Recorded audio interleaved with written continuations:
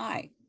If I were teaching this to you in person, I would want you to listen to Maroon 5 song, and you can find it on YouTube. It's Memories, the official version. It's a beautiful, beautiful song about people that we don't have with us now, but a wonderful memories. So Maroon 5 Memories and the official video. So today I want to talk to you about growing through grief and how to start a new life adventure. Is your pain so deep and intense that you can't imagine ever feeling better again? Well, I'm Pat Ackler-Roth, a licensed grief recovery specialist. Today, I'll help you move beyond your loss and live through your grief. I'm here to give you my very best for you today. Let me ask you, are any of these true for you? You look okay to others, but you're a wreck inside. You wake up each morning feeling overwhelmed. Oh, you crave relief from constant pain. And grief and sadness are taking over your life. You'd love a listening ear to help the grieving process openly and honestly. Well, I want you to imagine you have a companion who listens and understands. You're able to find times of peace with friends and family, and you're able to take care of life tasks. Maybe you've had to learn how to write checks and take care of bills where your spouse took care of it before. You have tools to help you move through grief. Are you sinking in an ocean of grief with thoughts of looping over and over? When my 23-year-old son died unexpectedly, my whole world fell apart. I didn't know so much pain was possible. It was so deep. I couldn't imagine ever feeling better. The pain was so deep and so intense. First time I caught myself laughing, it almost scared me. I couldn't remember the last time I had laughed out loud, or the first day I didn't cry all day. There are milestones that you go through. But in the last 3 months or years, I have also lost my mother, my brother, my cousin, my aunt, stepdaughter, and last November, my sweet sister, my best friend. Along my journey, though, I learned and discovered powerful tools to help lessen the pain and feel more like myself. Now I share this knowledge with others to help them move beyond their loss. And grief recovery support for those who have experienced a major loss recently or find themselves in complicated grief after many years. Many times people will suppress the grief, and it's like a beach ball. And you can hold that underwater for so long, but sooner or later, your arms are going to get tired. And that ball is going to bounce back up out of the water. Grief has a way of doing that. And it may not come back just as grief. It may come back as anger at someone out of the blue. And if you really get down and dig in there, you'll find that there's grief at the bottom. The grief is natural, and it's inevitable part of life. It can be incredibly difficult to cope with. The process of grieving can be long and painful, but it is important to remember that there is life after grief. Here's some steps that could help take you to move forward. It's important to give yourself time to process your grief and adjust to your new reality. Don't rush into making any big changes or decisions. I know they'll tell you the first year after death, don't move. Don't hurry up and sell your house and move somewhere else or jump into another relationship. Allow yourself to feel your emotions and don't try to suppress them. It's okay to feel sad or angry and overwhelmed after experiencing a loss. Acknowledge your feelings and give yourself time to grieve. Don't try to suppress or deny your emotions, as this can lead to further complications. But do surround yourself with people who care about you and can provide emotional support. Don't be afraid to reach out to family and friends. or even a professional counselor for support. Talking about your feelings with someone who cares, that can just help you process your grief and start to heal. Getting it out into the open, out of you, out in the open, is just so, so powerful. Or consider joining a support group. When my son died, I joined Survivors of Suicide. Tremendous help. We were all there on account of we lost someone to suicide. Some were mothers, some were sisters, some were children. But it's a special person that understands what you're going through. And take care of yourself.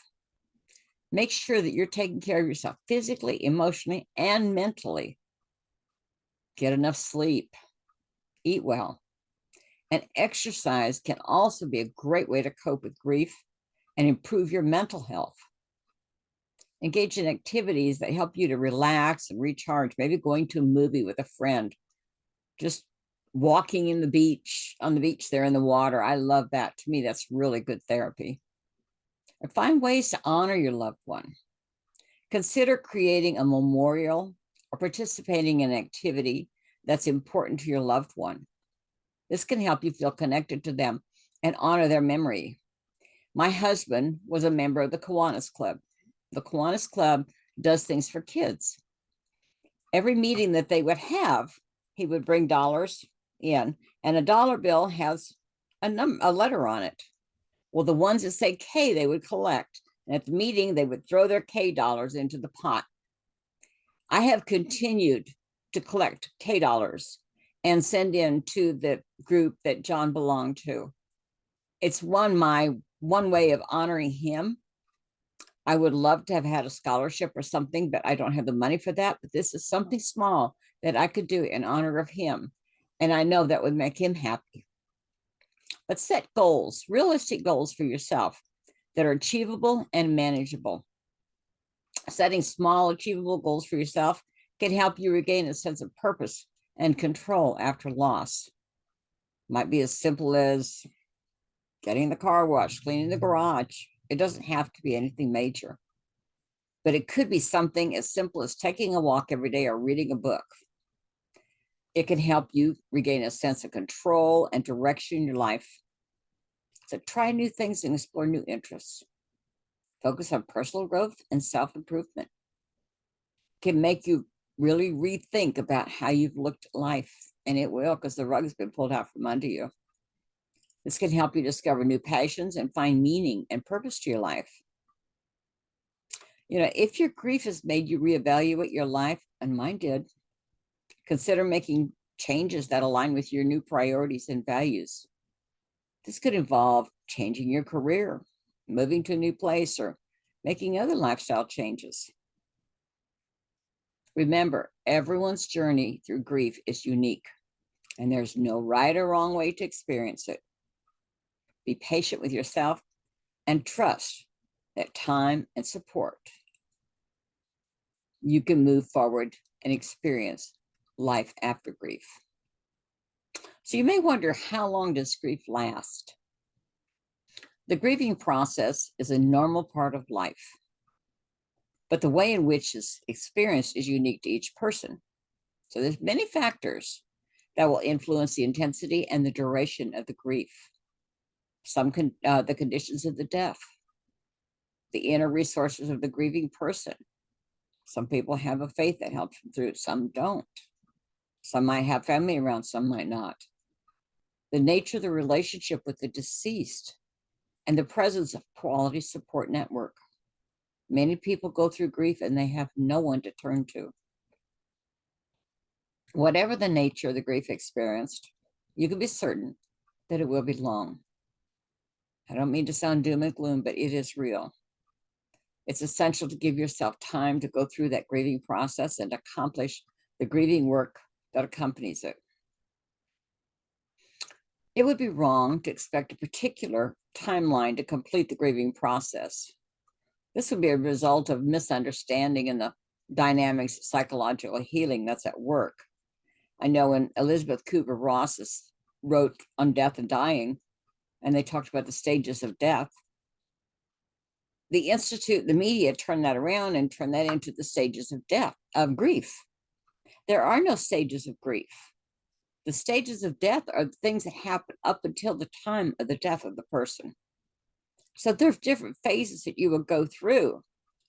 Some people will zip right through certain griefs. I know one gentleman said his wife had been ill for 14 months before she passed away. He said, I grieved her before she died. It's understandable. They're with the same person. So it depends upon the situation and circumstances that you've gone through. This is even truer when grief occurs from brutal circumstances. If it was suicide, accident, murder, or loss of a child. Trauma cuts deep.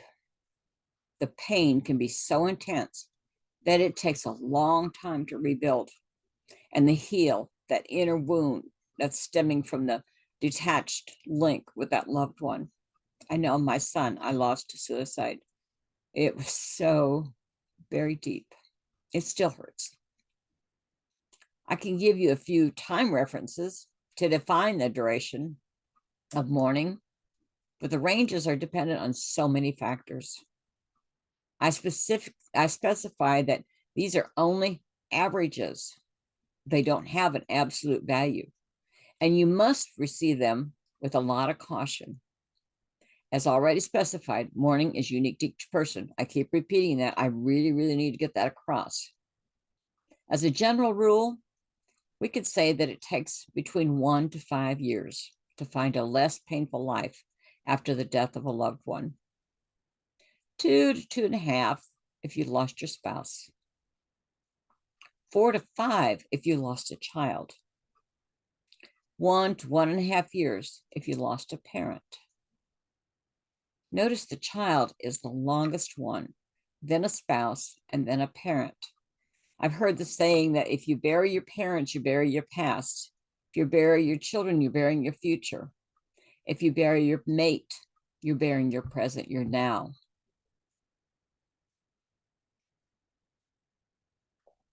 So beyond these lengths of time, on average, most people in the grieving process, they feel that the majority of their suffering is behind them. The scar of the old injury will always be present. But through the grieving process, the pain will gradually become more tolerable and less debilitating. Whatever the nature of the grief that you're going through, be confident and allow yourself the time and gentleness necessary for the healing process to take place. You may look at the previous ranges and feel further discouragement in how long the process may take. We have no way of knowing. Remember, there is no right way of grieving. That's what I mean, no stages of grieving. Everybody goes in their own way at their own pace, and everybody's experience is unique. So be patient with yourself. And know that it's okay to take as much time as you need to heal. Let me give you some psychological effects of the death of a loved one. The loss of a loved one can cause long-term depression, isolation, and lead to cardiovascular issues and other health problems. While few people receive appropriate care, most people don't know the psychological effects of the death of a loved one. Think of how many people are not aware. This summer, the story of a woman who died of grief a few hours after the death of her husband made headlines. Depressed about the death of her beloved, the woman was a victim of what some call broken heart syndrome. I'm sure you've heard of that before. It's characterized by sudden paralysis of a part of the body occurring during an emotional stress. But although few people die of grief following the death of a loved one, the consequences of grief on psychological health are no less considerable and largely pass over in silence in our society. It's like they don't want to talk about it. They don't know what to say to you when you're going through loss. They don't want to upset you, but they don't know what to say. It's important to understand that for many, grief shows up months after the loss, and it's absolutely normal and not pathological at all.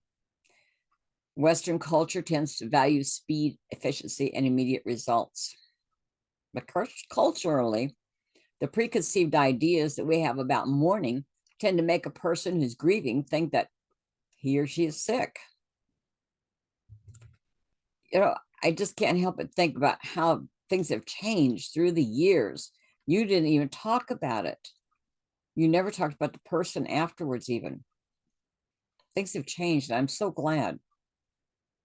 They didn't talk about their feelings with it. But what doctors see in clinical trials of grieving patients is like a kind of anesthesia at the moment of death, even if it's unexpected and the person died of old age or disease. The shock is quite brutal, which makes us protect ourselves by putting ourselves on autopilot.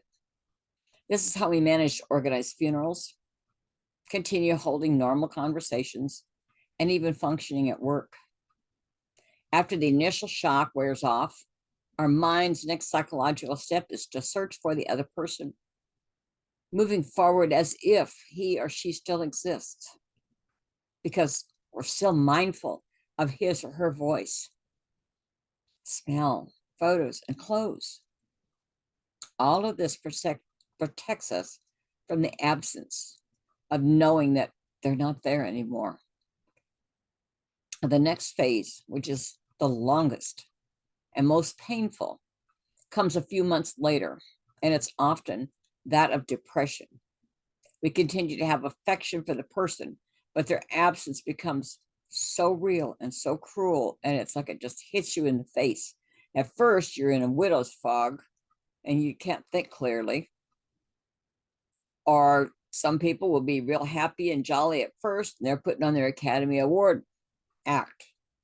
I'm fine, I'm good. But then give it a month or two, a little more down the road, and the depression sets in. And then it really hits them hard. It's a delayed action. There again, if we were in person, I cannot do this because I'm recording this Zoom, but if you go to YouTube and watch how Sheryl Sandberg, Chief Operating Officer of Facebook, says that she dealt with the grief of her husband, Dave's death. It's a 9-minute video, but it's very, very well done. And I think it's ABC that was interviewing her. Very good interview, and I really think it's worth your time to look it up. If you have a question about it, give me a call and I'll be glad to help you. So, the loss of a spouse can be difficult and it can trigger a wide range of emotions. Excuse me. And everyone's experience with grief is different. Some common emotions that people may experience after the loss of a spouse include it can be difficult to accept that your spouse is no longer with you. And you may experience shock or disbelief after their death. Give yourself time to grieve and adjust to your new reality. Again, don't rush into making big changes or decisions. Ask for help when that comes to things like that. Family members, someone you respect and trust. Grief often involves intense feelings of sadness and despair, helplessness. You may feel like your life has lost its meaning and purpose. Seek support from loved ones that care about you or professional help. It's common to feel guilty or regretful after the loss of a spouse. You may second guess decisions that you made or feel like you didn't do enough to support your spouse. Oh, you should have done this or done that. Well, one thing about guilt means you have intent for harm for that person. You love that person. You didn't want to harm them. So therefore, take that guilt off of your table.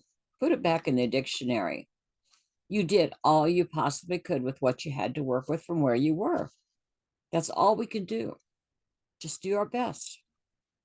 You may feel angry or frustrated about your spouse's death and may struggle to make sense of why it happened. That would be a case that I would say if a murder a hit and run, something really violent, I could see the anger there of the person that was driving the car, or a drunken driver or such.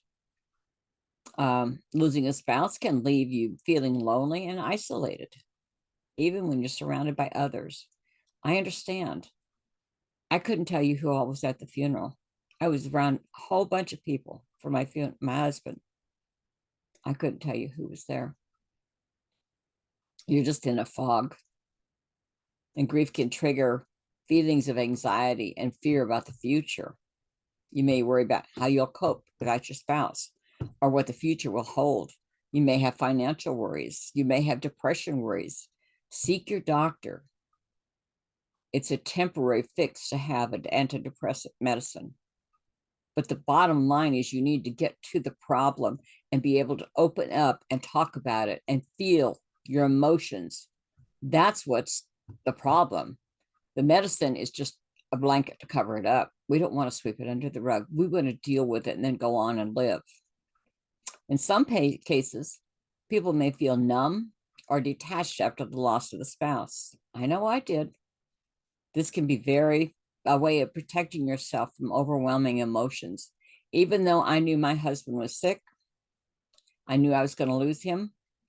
The actual reality of when it happens, it's so harsh. It's so hard. It breaks your heart. Really, it does. So it's important to allow yourself to experience these emotions and seek support when you need it. Talk to a therapist, joining a support group, reach out to friends and family, that they could be helpful in ways to cope with the complex emotions that come with grief. Even if they're there just to be a listening ear or a shoulder to cry on. Those are really so important. Starting a new life after the death of a spouse is a process, and it's important to take things at your own pace. Be patient with yourself and seek support. Allow yourself to experience a range of emotions that come with grief. I know I keep repeating this, but this is so important. With time and support, you can find a way to move forward and find happiness in your new life. I wish so much of that for everyone. And then deciding what to do with your loved one's belongings after their passing. That could be a difficult and emotional task. Here are some suggestions for disposing of deceased items and clothing. I know my husband's been gone a year and a half. I have gotten rid of most of his clothes, some of his shirts, which I'm going to be making a jacket. I'm a dressmaker for 35 years, and these jackets are just kind of like a patchwork thing. And I figured I would take my husband's shirts and I'll make me a jacket. And then with the rest of them that I don't use, they're going to Goodwill. So I have to move on. It's no fun doing it without him. But I know I have to because I'm still alive. So some of the suggestions are disposing of deceased items and clothing. It's okay to keep some items that hold special meaning to you, such as a favorite piece of jewelry, a special memento, or a beloved photograph. We had just had our picture taken for the church directory. I love that picture. It's a beautiful picture. I'll never part with it. Donating items to charity in a meaningful way to give back and honor your loved one's memory. Consider donating clothing to a local shelter or thrift store, or donating other items to a charity that aligns with your loved one's values. I know with John, with Kiwanis, I would support them all the way because I know he really believed in them and what they were doing for people, especially kids. You may consider giving some of your loved ones' belongings to family and friends who cherish them. Tell them if there's something that they want, please take it. You would want them to enjoy it. I got to have several things of my sister's, and I treasure them so much because I miss her so much. Excuse me. This can be a way of keeping their memory alive and honoring their legacy. If there are a lot of items that need to be sold, consider holding an estate sale. You see this often. especially if there's an older couple that don't have children, they don't have anyone to hand it down to, or the children decided they don't want any of the stuff, they've got their own things. This can be a way of selling items and raising funds for a cause or a charity of your loved one cared about. Set up a scholarship for them with the money that you get from the sale.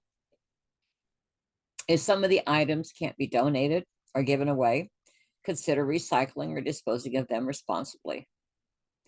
Check with your local waste management facility to find out how to properly dispose of items such as electronics, batteries, or other hazardous materials. My husband was diabetic. I had to dispose of his medicine, which I took to the police department. They have a bin there that you can dump it in.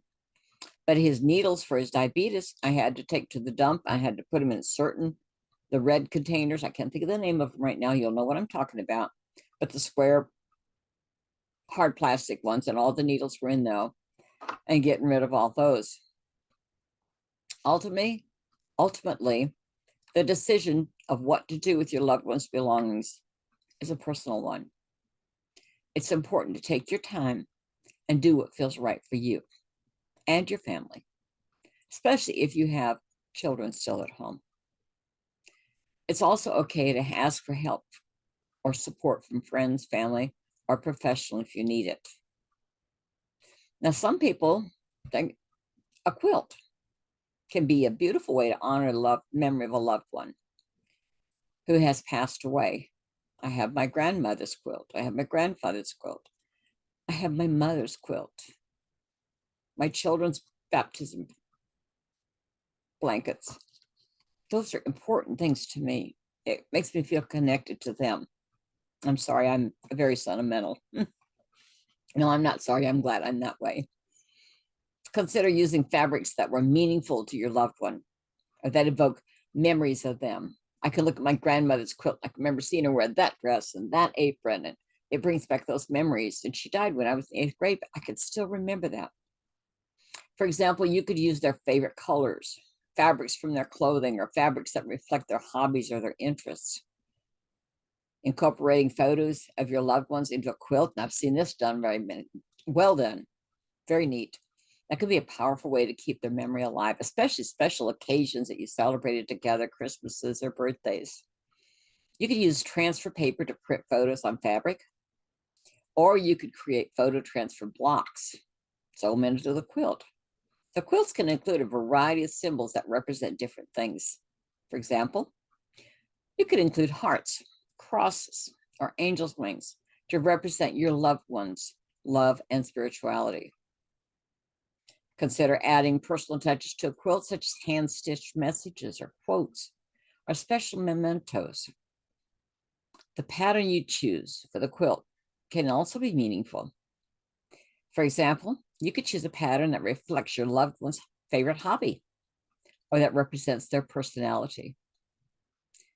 Consider incorporating your loved one's things into the quilt. For example, you could add patches of their favorite flowers, animals, or sports teams. Creating a quilt about loss can be a very therapeutic and meaningful way to cope with the grief of losing your loved one.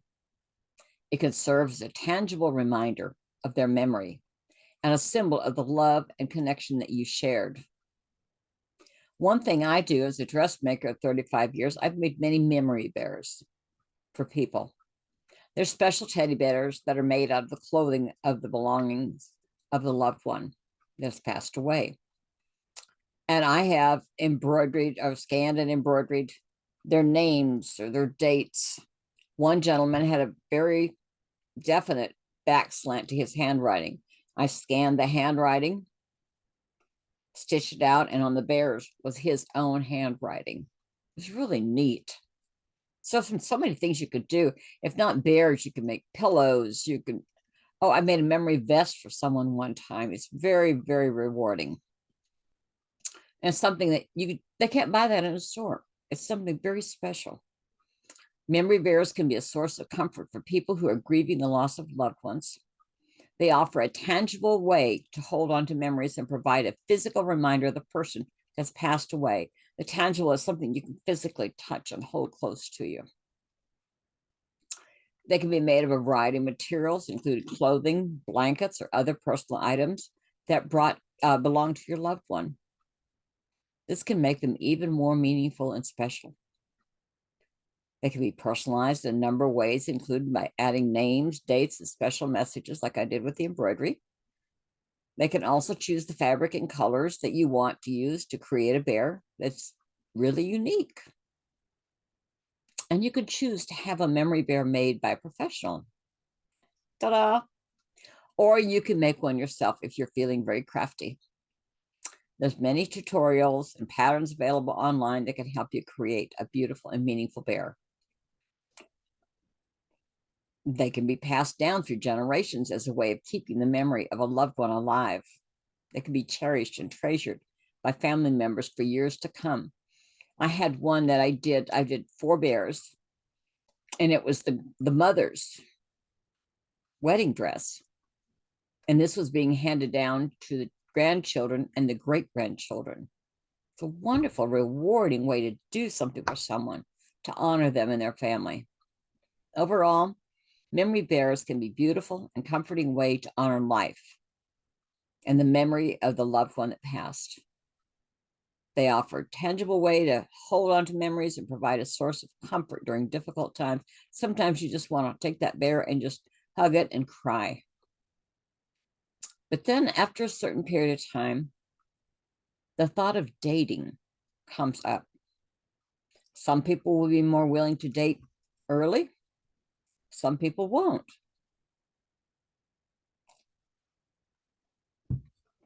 It depends upon the person.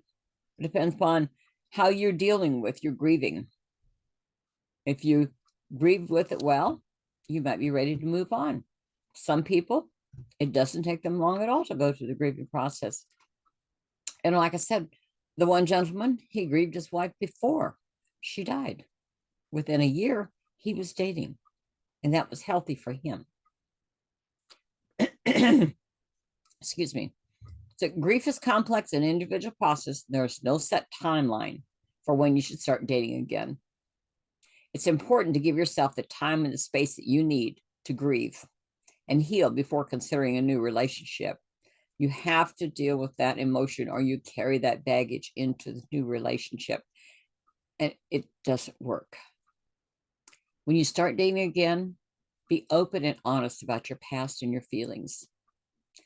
It's important to be upfront with your partner about your history and how it has impacted you.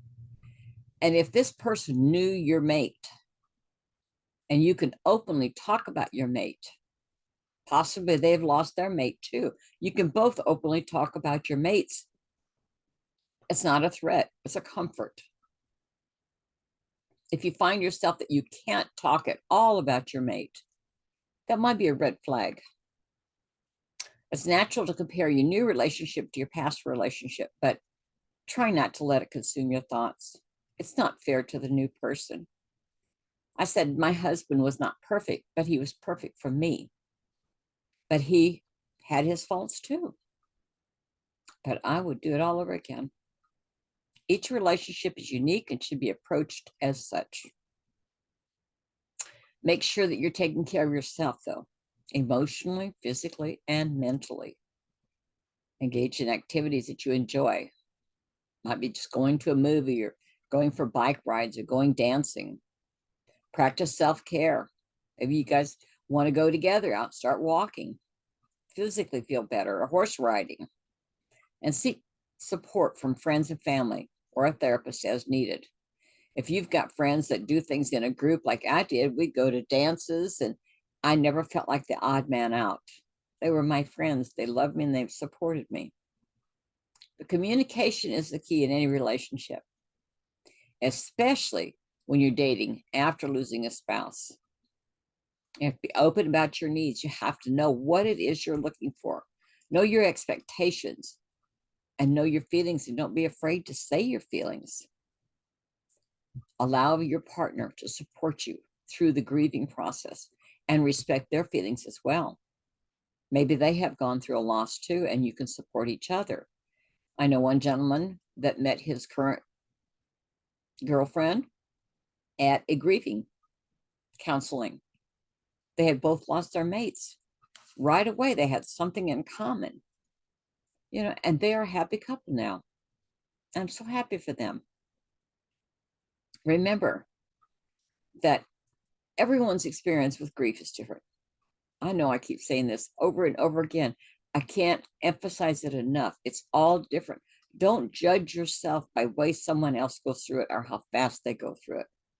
There's no right or wrong way to approach dating after losing a spouse. There will be people that'll criticize you, and there'll be people that'll be happy for you. Women tend to get criticized more than men do, I understand. Take things at your own pace. Be kind to yourself and seek support when needed. Finally, we get to reconstruction, where we gradually transform the emotional link we had with the other person. Instead of reminders triggering our affection of the lost person, those reminders simply become memories that we carry and we treasure in our heart. And I will help you guide you through that grief journey. I was told that when they die, they physically go to the grave that we visit. They spiritually go to God or whoever you call him. But emotionally, they're always in your heart. They're always there with you. Having a grief companion is so, so valuable. I invite you to schedule a grief recovery discussion with me. I've experienced with this deep pain of significant loss. My brother died, and 9 days later, my husband. It was very overwhelming. It just about broke me. But in this free 30-minute conversation, I will share insights on how grief may be showing up for you and give you some simple tools that will help guide you through your grief journey. And talking about the loss can help lessen your pain, getting it out, not holding it in. You'll leave with a few grief tools to help you ease the grief burden. Just know that you're not in this alone. It may feel that way, but I work with people every day who are walking through grief. If you're experiencing grief from a loss, please reach out. I would love to help walk with you through this process. And the cream de la cream of my services is an 8-week grief recovery method program with a 1-2-hour session per week for 8 weeks. This program has proven to help people transform their grief into healing through awareness. We go deeper into anger and forgiveness, apologies, and stirbs, which are short-term energy relieving behaviors like distractors, thinking, oh, I've got to keep busy. It doesn't make the grief go any faster. It just simply distracts you so you don't have to think about it. We get into that pretty deep, and it's very, very helpful. And you'll leave the program feeling lighter, knowing you can have grief without grief having you. You'll realize that your life is not over, and tomorrow can be happier in a new chapter. In addition to the 8-week grief recovery program, I also offer individual private support appointments as needed. Some people need a few weeks, maybe just a couple of different sessions. And some people might need years, depending on their loss and their history of emotional literacy, and so much more. If you would like a list of some comforting books to help make sense of your new painful world, please email me at patackleyroth@gmail.com. That's patackleyroth@gmail.com, and I will be happy to send the list to you. These books provide a way of beginning to fill that empty space that's left after your loss. And I love reading. Reading can help immensely when it's grief. By facing that grief, we give ourselves the opportunity to become wiser and stronger than we were before our loss. I know I love to read in bed before I go to sleep. It relaxes me. It gets my mind off of the day, and it relaxes me, and I sleep better. There again, you can contact me at patackleyroth patspondering@gmail.com, or you can call me at 956-586-0356. 956-586-0356. And I've got a poem here that was emailed to me. The author is unknown. I wish I could give credit to someone, but I'm going to read it to you. Let me take a swallow here. It's called Don't Die with Your Dead. Did you know that when you cry for your dead, you cry for you, not them? You cry because you lost them, because they don't have them by your side, or you don't have them by your side. You think it all ends in death, and you think they are not anymore. So if your dead is gone, where are they? Yes, they have left, or they're now in another place. Is that place better than this? Yes, definitely. That place is better than this. So why do you suffer for their departure? When you have finished accepting that they are no longer not here, but they are still in another place, even better than this, for there where they are no longer sick or suffering, then you'll stop mourning them and you'll get them back in memory. So they keep accompanying you with that joy of all that you've lived with them. If you love them again. And this time with even greater strength, with greater purity, with greater delivery. Today, there is no more reproach of any kind, only love. That's all that will be essential between you, between us, between them. I respect your pain and the way that you express it.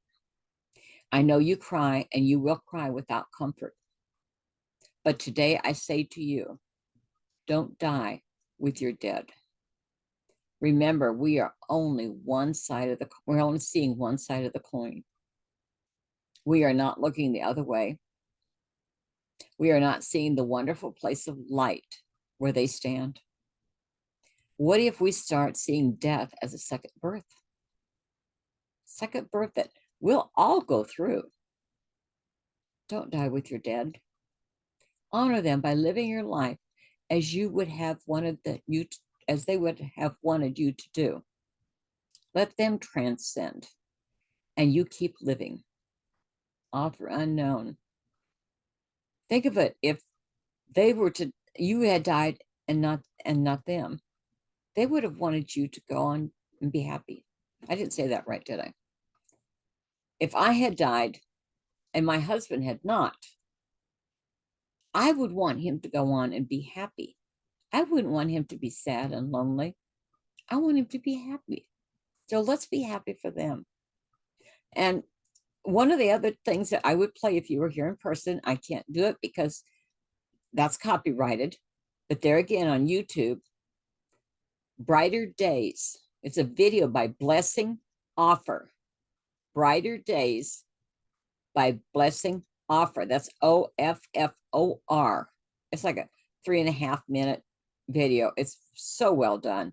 And another one that I would suggest too is Sheryl Sandberg and Adam Grant interview on Option B book that they put out. That also is on YouTube, and it's an hour long, but it's really a very interesting and very well done. So I appreciate your time. I appreciate that you have watched the video. If I can help, please call me, email me, contact me in some way. I coach over the internet, so I can go anywhere. Please give me a call and let me know. And thank you so very much for joining me today. I certainly appreciate it and look forward to another time. Bye for now. And watch for me on Pat's Pondering too. We're reading a wonderful little book. So I'll see you soon. Thank you.